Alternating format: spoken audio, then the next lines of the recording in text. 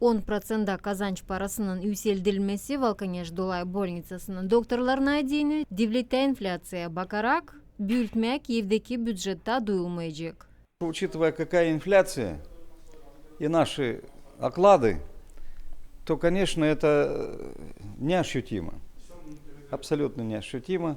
İnflasyayı hem doktorların kazanç paralarını hesaba alarak büyütmekten fayda olmayacak. Ben 0,75 stavkaya işlerim, sıra gelir gece hata işleme. 10% parayı kaldırmaktan fayda olmayacak. İslani sağlığım var da işlerim. Ставки по специальности, вот поэтому мы и прибегаем к дежурствам, чуть подзаработать. Ну, такая инфляция, что очень толку с этого очень мало, как говорится. Valkanеш'in Dolay больницасının medik yardımcıları şaşırlar annesi 10% kaldırmak oluyor. Zor şartlarda yaşama bugünkü günde bu zarpataya göre çok zor olacak bize. İnflasya biliyorsunuz hani bu kadar büyüdü.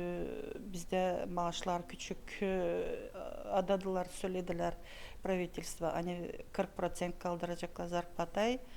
No 10%, 10% o почти hiçbir şey yok. 10% o bize, конечно, az. Bize adadılar ta ziyde. Yalnız yaşayayım uşakla. Yani ne odunum var, gazı da ödeme ben cebime göre değil. O yüzden isterdik hani kaldırsınlar biraz tazeydi. Moldova'nın devlet больницасının хирургу Alexander Daniç söyler anne doktorlar patsientlerine her kere savaşırlar kaliteli medik yardımını vermeye. Сколько я себя помню,